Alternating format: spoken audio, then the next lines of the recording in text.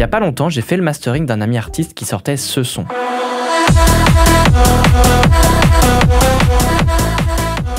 Et bien aujourd'hui, j'aimerais vous montrer les différentes actions que j'ai effectuées pour ce mastering avec les plugins que j'ai utilisés et pourquoi. Petit disclaimer quand même, ne reproduisez pas à l'identique la chaîne que je vais vous montrer parce que chaque morceau est différent. Vous n'aurez peut-être pas besoin d'autant de plugins ou alors il faudra faire d'autres traitements, etc. C'est pour ça que je précise qu'ici, c'est un exemple pour ce cas précis. Je précise aussi que j'avais pas accès au mix ou au stem, mais simplement le mix complet en une piste wave. Déjà pour commencer, le morceau sans mastering sonne comme ça.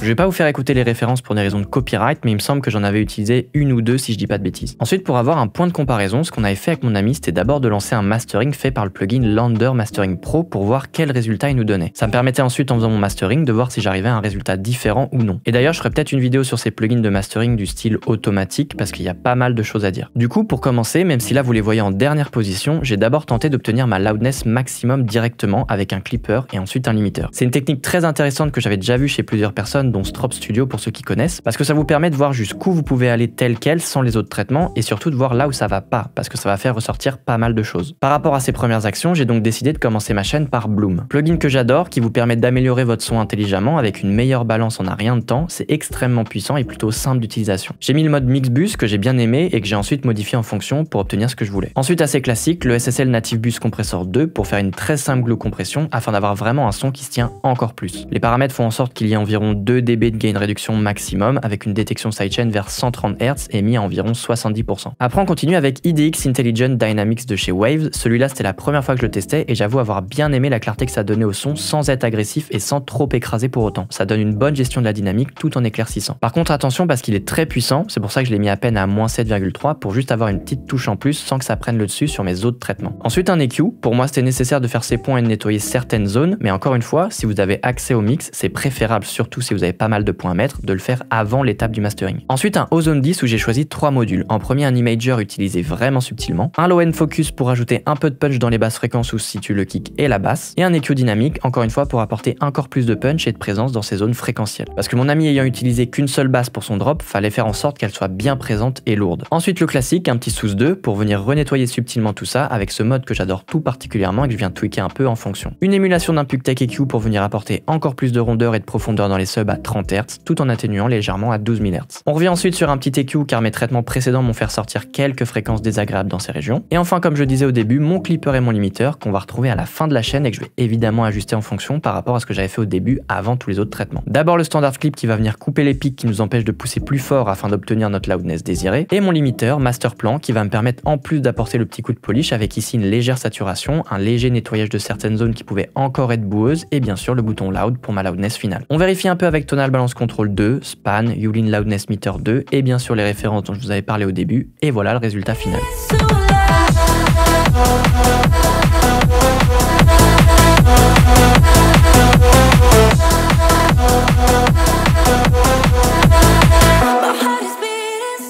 Encore une fois ici c'est un mastering assez lourd avec beaucoup de traitements, mais ça veut pas forcément dire qu'il y aura besoin d'en faire autant pour d'autres musiques. Ici c'était selon les besoins nécessaires et les goûts de mon ami pour arriver au résultat souhaité. En tout cas Close My Eyes est disponible sur toutes les plateformes, n'hésitez pas à les streamer, donner de la force à Rels, ça lui fera super plaisir.